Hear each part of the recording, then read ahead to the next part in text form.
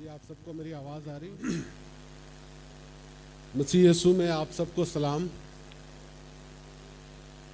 میں خدا کا شکر کرتا ہوں کہ پھر اس نے ہمیں یہ موقع دیا کہ ہم اس کے قدموں میں جمع ہو سکیں۔ خداوند کا شکر کرتے ہیں ایسے سارے مواقعوں کے لیے جہاں وہ ہمیں اپنے حضوری میں اپنی بارگاہ میں آنے کی توفیق دیتا ہے۔ میں خدا کے خادم کا بھی شکر گزار ہوں کہ اس نے مجھے یہ موقع دیا کہ میں آپ کے ساتھ خدا کے کلام کو شیئر کر سکوں۔ اس سے پہلے کہ ہم کلام پہ غور کریں اور خدا نے جو کلام مجھے آج کی شام کے حوالے سے دیا ہے وہ میں آپ کے ساتھ شیئر کروں، ہم اپنی تیاری کے لیے دعا کریں گے۔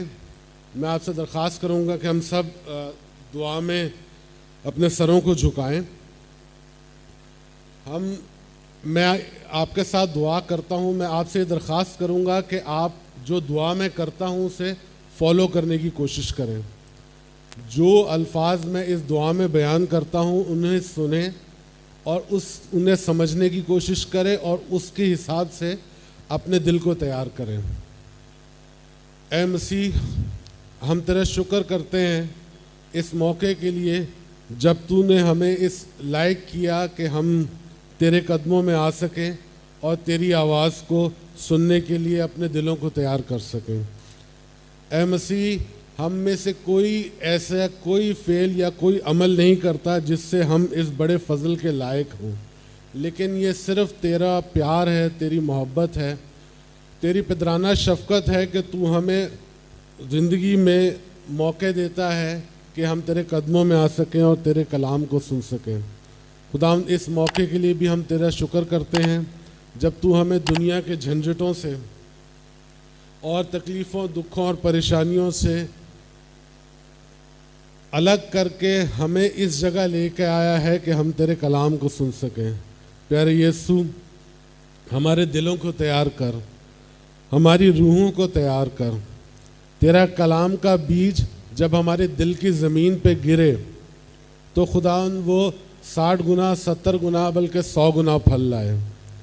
خداوند تو ہمیں پیار کرتا ہے، ہم اس بات کو جانتے ہیں۔ ہم بھی اپنی وقت، اپنی حیثیت میں جتنا ہو سکے تجھے پیار کرتے ہیں، اور خداوند ہم کوشش کرتے ہیں اور ہمارا یہاں جمع ہونا اس کوشش کی دلیل ہے۔ خداوند تو اپنے فضل کو ہم پہ کر، ہمارے دل کو تیار کر، ہمارے ذہن کو تیار کر، ہمارے کانوں کو کھول اور ہمارے وجود کو تیار کر کے تیرے کلام کو سنیں، اسے سمجھیں، اسے دل میں بٹھائیں اور اس کے مطابق عمل کریں۔ مانگتے ہیں تیرے پیارے بیٹے ہمارے خداوند یسوع مسیح کے نام سے، آمین۔ اس سے پہلے کہ ہم کلام کے اس حصے کے اوپر غور کریں، ایک خیال تھا جو اس ہفتے خدا نے مجھے دیا اور یہ خیال میں آپ کے ساتھ بھی شیئر کرنا چاہتا ہوں۔ جب یہ خیال خدا نے میرے دل میں ڈالا ہے تو اس نے میرے ایمان کی بھی تقویت کی ہے، اور میری یہ خداوند نے امید ہے کہ ہم میں کسی نہ کسی کی ضرورت ہوگی، جس وجہ سے یہ خیال خداوند نے آج بھی مجھے آپ کے ساتھ شیئر کرنے کا موقع دیا ہے یا کہا ہے۔ یہ خیال خداوند نے اس وقت میرے دل میں ڈالا جب میں ایک غیر مسیحی مفکر کا بیان جو وہ اپنے جماعت کے سامنے دے رہا تھا، اس وقت خداوند نے یہ دل میں ڈالا، میں اس بیان کو سن رہا تھا، اور وہ اپنے طور پر حضرت عیسیٰ کے فضائل بیان کر رہا تھا۔ اس وقت خدا نے میرے دل میں یہ خیال ڈالا کہ جتنے بھی غیر مسیحی مفکر یا جتنے بھی اس طرح کے مناظرے اور محاسبے ہوتے ہیں، اس میں اگر آپ ایک چیز ریئلائز کریں تو وہ یہ ہے کہ ان کی حتی الامکان کوشش ہر مسیحی کو اس بات کا یقین دلانے پہ ہوتی ہے کہ ہمارے ایمان کا سب سے جو پریشان کن جزو ہے وہ یہ ہے کہ ہم خداوند یسوع مسیح کو خدا کا بیٹا مانتے ہیں۔ اور آپ اپنے دفتروں میں، دوستوں میں، محلوں میں اور جگہوں پہ بھی رہتے ہوں گے، اور اگر آپ کا اس طرح کا کسی کے ساتھ ٹاکرا ہوا ہے تو آپ یہ چیز ریئلائز کریں گے کہ اگر اس ایک پرٹیکولر ایلیمنٹ کو ہم ان سے ہٹا کے بات کریں تو دے آر کمفرٹیبل ود ایوری تھنگ۔ ان کو صرف جو پریشانی ہے وہ یہ ہے کہ ہم خداوند یسوع مسیح کو خدا اور خدا کا بیٹا مانتے ہیں، اور اس کے لیے وہ سائنسی، منطقی، عقلی اور ہر طرح کی دلیل ہمیں دینے کو تیار ہوتے ہیں، اور ہمیں یہ کوشش کرواتے ہیں کہ اگر یہ ایک ہم چیز چھوڑ دیں تو پھر کرسچینٹی سے نہ ان کو کوئی پریشانی ہوگی نہ ہمیں کوئی پریشانی ہوگی۔ لیکن ایک مسیحی ہوتے ہوئے اگر ہم مسیح کے مجسم ہونے کو، اس کے کفارے کو، اس کے مر جانے کو اور اس کے جی اٹھنے کو اور اس کے مسیح خدا کے پاس اٹھائے جانے کو اپنے ایمان میں سے نکال دیں تو ہمارا ایمان کسی طور پر بھی مکمل نہیں ہوتا۔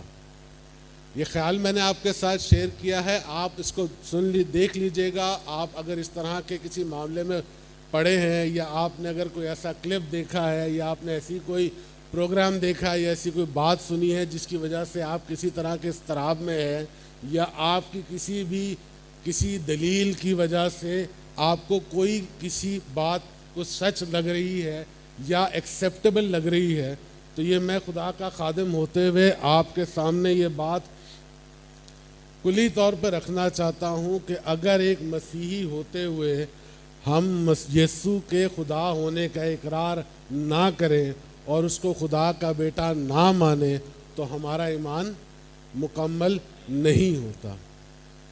یہ اگر آپ کو اس کی بائبل کے حوالے سے آپ کو آیت چاہیے تو ہمیشہ ایک آیت اپنے سامنے رکھیں کہ صلیب کا پیغام ہلاک ہونے والوں کے لیے تو بے وقوفی ہے۔ وہ جتنی منطق، جتنی لاجک، جتنی بھی سائنٹیفک ریزنز آپ کو دیں، آپ اس آیت کو اپنے سامنے رکھیں تو آپ کو وہ سارا معاملہ بڑا کلیئر نظر آئے گا۔ کیونکہ اگر صلیب کا پیغام کسی انسانی ذہن اور دنیاوی منطق سے سمجھا جا سکتا تو پھر خدا اور انسان میں کیا فرق رہ جاتا؟ آپ نے ان کے لیے آیت کے پہلے حصے کو اور اپنے لیے آیت کے دوسرے حصے کو اپنے سامنے رکھنا ہے، جس میں وہ کہتا ہے کہ صلیب کا پیغام ہلاک ہونے والوں کے نزدیک تو بے وقوفی ہے، مگر ہم نجات پانے والوں کے لیے خدا کی قدرت ہے۔ تو اگر آپ یہ سمجھتے ہیں کہ خدا کی قدرت کسی انسانی ذہن کے وسیلے سے سمجھائی جا سکتی ہے یا کاؤنٹر ہو سکتی ہے تو آپ مجھ سے بہتر اس معاملے میں عقل مند و سمجھدار ہیں اور بہتر اس کو سمجھتے ہیں۔ یہ ایک خیال تھا جو میں آپ کے ساتھ شیئر کرنا چاہ رہا تھا، جو خدا نے اس ہفتے مجھے دیا۔ میں آپ کو بتائیں، ہمیشہ اس بات کا شکر کرتا ہوں کہ ہم ایک مسیحی گھرانے میں پیدا ہوئے ہیں اور ہم نے بچپن سے اس وقت تک مسیحی تعلیم کو گاہے بگاہے ریگولرلی حاصل کیا ہے۔ ہم کلام کے بہت سارے حصوں سے بہت زیادہ واقف ہیں، اور میں خدا کا شکر کرتا ہوں کہ جس طرح خدا کے خادم ہمیں ہر ہفتے یہ تلقین کرتے ہیں کہ ہم خدا کے کلام کو زیادہ سے زیادہ پڑھیں، کیونکہ جب تک اس روحانی روٹی کو ہم نہیں کھائیں گے ہم روحانی طور پر بڑھ نہیں سکتے۔ اگر ہم خدا کے کلام کی تلاوت نہیں کریں گے، خدا کے کلام پر غور نہیں کریں گے، اگر اس کو سمجھیں گے نہیں، خدا سے وہ کلام حاصل نہیں کریں گے، اس لوگاس کو ریما میں ٹرانسفر نہیں کریں گے، تو روحانی طور پر پھر ہم بونے ہی رہیں گے اور ہم پھر درختوں کا سہارا ڈھونڈتے رہیں گے جس کے اوپر چڑھ کر ہم مسیح کو دیکھنے کی کوشش کرتے رہیں۔ تو اپنے روحانی قد کو بڑھائیں، اس کلام کا مطالعہ کریں، اس کو پڑھیں، اس کو سمجھیں، اس پہ غور کریں۔ اس کو صرف پڑھنا ضروری نہیں ہے بلکہ اس پہ غور کرنا، اس کو سمجھنا۔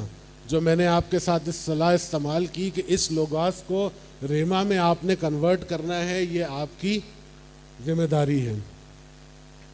ہم جتنا کلام کو جانتے ہیں اتنا مسیحی زندگی کے، آپ کو یاد ہے یسوع نے یہ کہا کہ ایک بھی شوشہ، ٹھیک ہے، وہ جب اس سے کہا کہ کیا تو شریعت کو جو ہے وہ ہٹانے آیا ہے یا ختم کرنے آیا ہے، تو یسوع نے کہا کہ ایک بھی شوشہ جب تک کہ اس کلام کا پورا نہیں ہو جاتا. تو اس کا مطلب ہے کہ ہمارے لیے تو اس کلام کی ایک آیت بھی زندگی گزارنے کے لیے کافی ہے. لیکن اگر آپ کو روحانی طور پر بڑھنا ہے، روحانی طور پر اس میں ترقی کرنی ہے، تو یہ ضروری ہے کہ آپ اس کلام کو کسی بھوکے کی طرح کھائیں تاکہ وہ آپ کو جسمانی طور پر، روحانی طور پر طاقت بخشے تاکہ آپ اس میں بڑھ سکیں. آج ہم جس مثال پہ خدا کے کلام کو سیکھیں گے، یہ مثال ہم بچپن سے سنتے آئے ہیں. تو اس میں ایسی کوئی جاننے کے فیکٹس کے حوالے سے ایسی کوئی بات نہیں ہے جو آپ کو پتہ نہیں ہوگی. لیکن اس میں سے چند نقطے ہیں جو میں آپ کے ساتھ اس لیے شیئر کرنا چاہ رہا ہوں تاکہ ان خیالات کو آپ اپنے ذہن میں رکھیں. جب ان خیالات کو اپنے ذہن میں رکھ کے آپ اس پہ غور کریں گے تو خدا اس کے وسیلے سے آپ کو برکت دے گا. حوالے کے حساب سے یہ سامری عورت کی مثال ہے، اور سامری عورت کا مسیح کے ساتھ مکالمہ ہے جو آپ کو یوحنا کی انجیل اس کے 4 باب میں ملے گا. اس مثال کو ہم بڑی اچھی طرح جانتے ہیں، کافی طویل حوالہ ہے. آپ یوحنا کی انجیل اس کے 4 باب اس کی 5ویں آیت سے لے کر تقریباً 26ویں آیت تک، انفیکٹ پورے باب تک یہ معاملہ چلتا ہے. ہم صرف چند آیات کو، ان خیالات کو اس میں سے آپ کے لیے میں پڑھوں گا تاکہ ہم ان پہ غور کریں. میں چند آیات کا مطالعہ آپ کے ساتھ کر لوں، پھر اس کے بعد میں آپ کے ساتھ اس خیال کو پیش کروں گا. یہ صفحہ نمبر ہے 84، یوحنا کی انجیل اس کا 4 باب اور اس کی 5ویں آیت سے، انفیکٹ 4 آیت سے ہم پڑھتے ہیں. صفحہ نمبر ہے 84. اور اس کو سامریہ سے ہو کر جانا ضرور تھا. یہ ایک کمپلیٹ آیت ہے جس میں خدا کے کلام میں یہ ذکر ہوا ہے کہ اسے سامریہ سے ہو کر جانا ضرور تھا. پس وہ سامریہ کے ایک شہر تک آیا جو سوخار کہلاتا ہے، اور وہ اس قطعہ کے نزدیک ہے جو یعقوب نے اپنے بیٹے یوسف کو دیا تھا، اور یعقوب کا کنواں وہاں تھا. چنانچہ یسوع سفر سے تھکا ماندہ ہو کر اس کنویں پر یوں ہی بیٹھ گیا. یہ 6 گھنٹے کے قریب تھا، اور سامریہ کی ایک عورت پانی بھرنے آئی. یسوع نے اس سے کہا، مجھے پانی پلا، کیونکہ اس کے شاگرد شہر میں کھانا مول لینے گئے تھے. اس سامری عورت نے اس سے کہا کہ تو یہودی ہو کر مجھ سامری عورت سے پانی کیوں مانگتا ہے؟ کیونکہ یہودی سامریوں سے کسی قسم کا برتاؤ نہیں رکھتے تھے. یسوع نے جواب میں اس سے کہا، اور یہ ہماری مرکزی آیت ہے آج کے حوالے سے، اگر تو خدا کی بخشش کو جانتی اور یہ بھی جانتی کہ وہ کون ہے جو تجھ سے کہتا ہے مجھے پانی پلا، تو اس سے مانگتی اور وہ تجھے سے زندگی کا پانی دیتا. آگے کے سارے واقعے کو آپ جانتے ہیں. میں صرف پڑھنے کی جگہ آپ کے ساتھ اس واقعے کے چند خاص پارٹس شیئر کرتا ہوں تاکہ ہم یہ سمجھ سکیں جو میں نے آپ سے بات کی کہ خدا کے کلام کی ایک آیت ہی ایک مسیحی کی زندگی گزارنے کے لیے، اس کی زندگی کا اصول ہونے کے لیے کافی ہے. اور اس واقعے میں بھی ایک سامری عورت اور خداوند یسوع مسیح کے درمیان ایک ایسا مکالمہ ہے جس کو اگر آپ غور سے پڑھیں تو اس کے اوپر آپ ایک لمبے عرصے تک غور و خوض کر سکتے ہیں اور اس سے کلام کو سیکھ سکتے ہیں. یہ جب واقعہ شروع ہوتا ہے تو اس واقعے کی ابتدا میں خداوند یسوع مسیح نے اسے کہا، میں پیاسا ہوں. اس عورت نے حیرت سے یسوع کی طرف دیکھ کر کہا کہ تو سامری ہے اور تو یہودی ہے اور مجھ سامری سے پانی مانگتا ہے. دوسرا dialogue of this whole story. یسوع نے اس سے کہا، اگر تو خدا کی بخشش کو جانتی اور اس سے پانی مانگتی جو تجھ سے مانگتا ہے تو تجھے زندگی کا پانی دیتا. اس سے اگر آپ اگلی آیت پڑھیں گے تو جو چوتھا ڈائلاگ اس سٹوری میں یا اس واقعے میں ہے، تو وہ سامری عورت اس سے کہتی ہے کہ نہ تیرے پاس پانی نکالنے کے لیے کچھ ہے، نہ تیرے پاس رسی ہے، نہ بالٹی ہے، تو کس طرح سے، کیا تو ہمارے باپ یعقوب سے بڑا ہے جس نے ہمیں یہ کنواں دیا؟ یسوع سے کہتا، پانچواں ڈائلاگ، یسوع سے کہتا ہے کہ جو پانی میں تجھے دوں گا اس سے تیری پیاس ہمیشہ کے لیے بجھ جائے گی۔ چھٹا جو مکالمے میں جو ڈائلاگ ہے وہ یہ ہے کہ مجھے یہ پانی دے تاکہ بار بار مجھے اس کنویں پہ نہ آنا پڑے اور میری پیاس بجھ جائے۔ ساتواں اس میں ڈائلاگ ہے کہ جا اپنے شوہر کو بلا کر۔ آٹھواں کیا ہے کہ میرا کوئی شوہر نہیں۔ نائنتھ، یسوع نے اس کے گناہ اس پر ظاہر کیے۔ ٹینتھ، اس نے اس بات کا ایکسیپٹ کیا کہ جو تو نے گناہ مجھ پہ ظاہر کیے ہیں یہ صرف ایک نبی مجھ پہ ظاہر کر سکتا ہے۔ اور پھر وہ اپنا گھڑا چھوڑ کر واپس اپنے لوگوں میں گئی اور اپنی گواہی دی۔ اور اس کے بعد ہم واقعے کو جانتے ہیں کہ اس سامری عورت کی وجہ سے پورے اس کے قبیلے نے یا اس کے شہر نے نجات پائی۔ اب یہ 10 ایسے پارٹس ہیں جو اس سٹوری کے ہم ڈیوائیڈ کر سکتے ہیں، اور اگر آپ ایک ایک کو لے کر اس کے غور سے اس آیت کو پڑھیں جو اس پارٹ کو ایکسپلین کرتی ہے، تو آپ کو اندازہ ہوگا کہ جس سٹوری کو ہم بچپن سے صرف سنتے آئے ہیں اور اس میں سے ہم نے چند چیزیں لی ہیں، ہم اس میں سے بہت سارا کلام سیکھ سکتے ہیں۔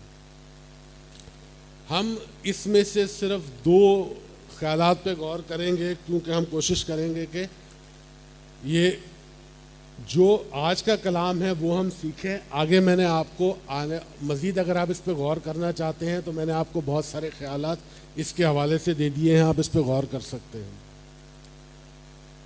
ایک اور جو پریشانی ہمیں مسیحی ہوتے ہوئے فیس کرنی پڑتی ہے اس دنیا میں، وہ یہ ہے کہ ہمیں کہا جاتا ہے کہ ہماری بائبل بدل گئی ہے، اور یہ کیسا کلام ہے جس کو لکھنے والوں کی کتابوں کے حساب سے نام ہے، یہ تو انسانوں نے لکھی ہے، اور یہ تو ملٹیپل انسانوں نے لکھی ہے۔ اگر آپ اس کلام کو جانتے ہیں تو آپ یہ سمجھ سکتے ہیں کہ یہ کلیم جو اس کلام کے حوالے سے کیا جاتا ہے وہ کتنا ناقص ہے۔ اس کی وجہ یہ ہے کہ کلام کی ہر آیت اپنی پچھلی آیت کی تشریح بھی کرتی ہے اور اس کی تصدیق بھی کرتی ہے۔ میں صرف 2 مثالوں کے ساتھ یہ بات اسی واقعے سے آپ کے سامنے ڈسکس کروں گا۔ آگے آپ اس کے اندر سے تلاش کرنا چاہیں، کلام کو اس کسوٹی پہ کھنگالنا چاہیں اپنے ذہنی طور پر، تو وہ آپ کا عمل ہے۔ 2 دفعہ کلام میں یسوع نے کہا کہ میں پیاسا ہوں۔ جب اس مثال میں یسوع نے کہا میں پیاسا ہوں، اس کے بعد کیا ہوا؟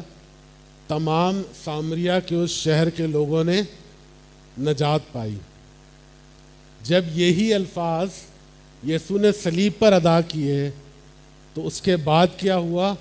اس کے بعد تمام ہوا اور دنیا نے، اس پوری خلقت نے نجات پائی۔ تو جو اس نے اپنی زندگی میں کلام کیا وہی اس نے صلیب پر کلام کیا۔ یہ آپ کو میں نے ایک مثال دی۔ اب ایک اور مثال جو میں آپ کے ساتھ اس حوالے سے شیئر کرنا چاہتا ہوں۔ کیا یسوع نے جو کلیم کیا کہ میں تجھے زندگی کا پانی دوں، میں اس پہ اس آیت کو پڑھتا ہوں۔ یسوع نے جواب میں اس سے کہا کہ اگر تو خدا کی بخشش کو جانتی اور یہ بھی جانتی کہ وہ کون ہے جو تجھ سے کہتا ہے مجھے پانی پلا، اور تو اس سے مانگتی تو وہ تجھے زندگی کا پانی دیتا۔ اب یسوع، ہم اگر یہ مان بھی لیں کہ یسوع ایک انسان ہے اور اس کا ایک کلیم ہے کہ میں تجھے زندگی کا پانی دیتا ہوں، بٹ یسوع نے یہ تو خود کلیم کیا۔ کیا بائبل کسی اور جگہ اس بات کا ایویڈنس ہمیں پرووائڈ کرتی ہے کہ برہ زندگی کا پانی دینے کا دے سکتا ہے یا اس کا حق رکھتا ہے؟ اس کے حوالے سے میں ایک حوالہ آپ کے ساتھ پڑھوں گا، اور وہ ہے مکاشفہ کا 22واں باب اور اس کی پہلی آیت۔ اور یہ میں آیت آپ کے ساتھ صرف اس لیے شیئر کر رہا ہوں کہ جو بات میں نے آپ سے کی کہ خدا کے کلام کی ہر آیت اس کی اگلی اور اس کی پچھلی آیت کی تشریح بھی ہے اور اس کی تصدیق بھی ہے۔ اس کے حوالے سے اگر آپ مکاشفہ 22واں باب پڑھیں اور اس کی پہلی آیت سے میں پڑھتا ہوں، یہ یوحنا کے ذریعے خدا کا کلام ہے، اور اس میں سے لکھا ہے 22واں باب پہلی آیت، پھر اس نے مجھے بلور کی مانند چمکتا ہوا آب حیات کا ایک دریا دکھایا جو خدا اور اس کے برے کے تخت سے نکل کر اس شہر کی سڑک کے بیچ میں بہتا ہے، اور وہ دریا کے آر پار زندگی کا درخت ہے، اور اس میں 12 قسم کے پھل آتے ہیں اور ہر مہینے پھلتے ہیں، اور اس درخت کے پتوں سے قوموں کو شفا ہوتی ہے۔ پھر اس نے مجھے برہ کے تخت سے نکل کر اس شہر کے سڑک کے بیچ، پھر اس نے مجھے بلور کی طرح چمکتا ہوا آب حیات کا ایک دریا دکھایا جو خدا اور برہ کے تخت سے نکل کر اس شہر کی سڑک کے بیچ میں بہتا تھا۔ یہاں پہ اس دریا کی بات ہو رہی ہے جو برہ کے تخت سے نکلتا ہے، اور یہ اس زندگی کے دریا ہے جس کا کلیم خداوند یسوع، جس کا پانی اس عورت کو خداوند یسوع مسیح دینے کا کہہ رہا ہے۔ تو اگر آپ کبھی اس کلیم سے جو دنیا آپ کے ساتھ کرتی ہے پریشان ہو کہ ہمارے کلام یا ہماری جو کلام ہم تک پہنچا ہے وہ بدل گیا ہے، تو خدا سے یہ درخواست کریں کہ وہ آپ پہ ظاہر کرے کہ کس طرح اس کے کلام کی ہر آیت اس کے اگلی آیت کی تشریح اور اس کی تصدیق ہے، تو آپ کو کبھی یہ پریشانی نہیں ہوگی اور آپ کا ایمان خدا پر اور اس کے کلام پر اور مضبوط ہوگا۔ جو آخری خیال میں اس حوالے سے آپ کے ساتھ شیئر کرنا چاہتا ہوں، جس کو ہم کلام کا جو میں نے آپ سے کہا مین آیت ہے، وہ یہ ہے کہ خداوند نے اس سامری عورت سے کہا کہ اگر تو خدا کی بخشش کو جانتی۔ ہم اسی سوال کو اس سامری عورت سے ہٹا کر یہ سوال ہم اپنے اوپر رکھتے ہیں کہ اگر ہم خدا کی بخشش کو جانتے، اگر یہ جواب ہم نے شخصی طور پر دینا ہے، تو اس کا جواب نہ تو میں، نہ خدا کا خادم، نہ کوئی اور شخص آپ کے لیے نہیں دے سکتا۔ اگر یہ سوال آپ اپنے سے کرتے ہیں تو اس کا جواب آپ کی روح میں سے آنا چاہیے۔ کیا آپ خدا کی بخشش کو جانتے ہیں؟ بائبل میں کئی جگہ خدا کی بخشش سے کے حوالے سے بہت ساری آیات ہیں، میں صرف ایک دو کا ذکر آپ کے ساتھ کر دیتا ہوں جن کو آپ بعد میں پڑھ لیجئے گا کیونکہ وقت تھوڑا زیادہ ہو رہا ہے۔ افسیوں کا خط، اس کا 2 باب، اس کی 8ویں اور 9ویں آیت، اگر آپ پڑھنا چاہیں تو اسے گھر میں پڑھ لیجئے گا۔ افسیوں کا خط، اس کا 2 باب، اس کی 8ویں اور 9ویں آیت، اور یہاں پہ خدا کی بخشش جو ہے اس نجات کو ظاہر کیا گیا ہے جو ہمیں اس کے فضل کے ذریعہ سے ملی۔ اسی طرح سے اگر آپ رومیو کا خط، اس کا 6 باب پڑھیں گے، اس کی 23ویں آیت میں بھی آپ کو خدا کی اس بخشش کا ذکر ملے گا، اور وہ ہمیشہ کی زندگی ہے۔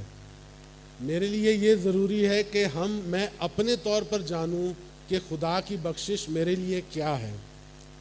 اگر نجات خدا کی بخشش ہے اور خدا کا کوئی خادم آپ سے یہ کہتا ہے کہ اپنے گناہوں کے لیے آپ اس وقت دعا کریں کہ خدا آپ کے گناہوں کو دھوئے، تو آپ کے پاس ایک بہت خوبصورت مثال ہے، ایک بہت خوبصورت واقعہ ہے جس میں آپ اس مفلوج کا ذکر سنتے ہیں جسے لوگ چارپائی پہ خدا کے پاس لے کے آئے، اور خدا کا جو ڈائلاگ اس وقت وہاں پہ اس کے مخالفین کے ساتھ ہے وہ یہ ہے کہ کیا آسان ہے یہ کہنا کہ تیرے گناہ معاف ہوئے، یا یہ کہنا کہ اٹھ اور اپنی چارپائی اٹھا اور چل پھر۔ گناہوں کا معاف ہونا اس انسان اور اس خدا کے درمیان کا تعلق ہے، لیکن اس کا اٹھ کر چل پھرنا ایک دنیا اور ارد گرد کے سارے لوگوں کے لیے ایک مثال ہے۔ اگر آپ یہ کلیم کرتے ہیں کہ آپ کے گناہ معاف ہوئے ہیں، اگر آپ یہ کلیم کرتے ہیں کہ آپ نئی زندگی کو، نئی پیدائش کو حاصل کر چکے ہیں، تو آپ کو یہ بھی غور و خوض کرنے کی ضرورت ہے کہ ان گناہوں کی معافی کے بعد کیا آپ کی روحانی بیماریاں اور آپ کی جسمانی بیماریاں آپ سے دور ہوئیں؟ کیونکہ اگر اس نے نجات آپ کو دی ہے اور وہ کامل خدا ہے، اور کامل خدا کامل نجات دیتا ہے، تو وہ پھر نجات جسمانی طور پر بھی ہے اور وہ نجات روحانی طور پر بھی ہے۔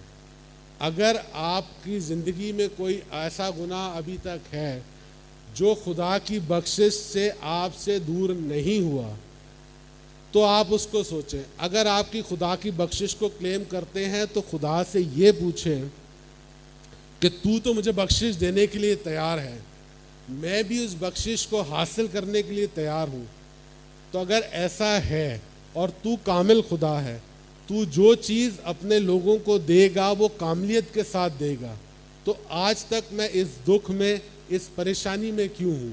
جب تو سامری عورت کو زندگی کا پانی دے سکتا ہے، جب تو اس ساری شہر کو نجات دے سکتا ہے، جب تو تمام دنیا کے لیے کہہ سکتا ہے کہ تمام ہوا اور اس کفارہ کا کام مکمل ہوا، تو آج تک میں اس پریشانی میں کیوں ہوں؟ اس کا مطلب ہے کہ آپ کو اس لوگاس کو جو اس کہانی کے ذریعے سے آپ تک پہنچایا گیا ہے، اس کو ریما میں کنورٹ کر کے یہ کلام اپنے لیے خدا سے حاصل کرنا ہے کہ میں تیری بخشش کو جاننا چاہتا ہوں۔ یہ بخشش جو تو ہر ایک کو دینے کے لیے تیار ہے، جو تیرے پاس آتا ہے، میں تیرے پاس آتا ہوں، اپنی بخشش کو مجھے دے اور مجھے ایک کامل نجات اور ہمیشہ کی زندگی دے، تاکہ میں ایک کامل گواہ کی طرح اس دنیا میں اور اس دنیا کے بعد تیری بادشاہی میں تیرا سچا گواہ اور تیرے بیٹا اور بیٹی بن کے شامل ہوں۔ خداوند آپ کو توفیق دے کہ اس کلام کے وسیلے سے آپ اس راز کو جانیں اور اپنی زندگی میں اس پر عمل کریں۔ خداوند آپ سب کو برکت دے۔